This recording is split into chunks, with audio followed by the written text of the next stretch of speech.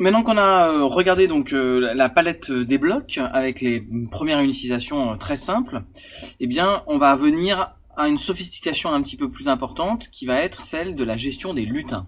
Ils vont être de deux types, soit la scène, c'est-à-dire un arrière-plan, et cet élément-là restera unique à ma connaissance, et puis toute une variété ici de lutins, donc qui vont apparaître chacun, alors soit avec des noms, soit par défaut, lutin 1, lutin 2, lutin 3. Pour les créer, donc par défaut, vous avez donc un lutin qui est donc ce fameux chat, donc le logo Scratch, et on va pouvoir en rajouter.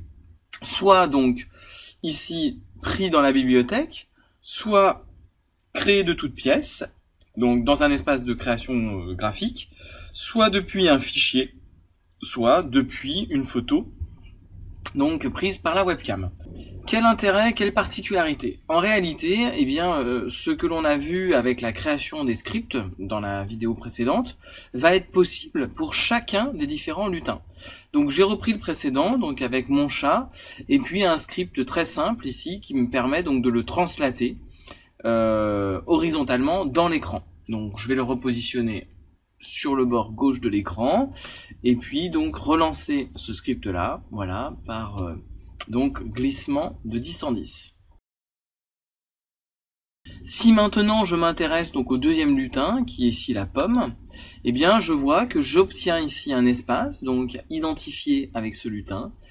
Et dans cet espace, eh bien, l'espace de création des scripts est vierge.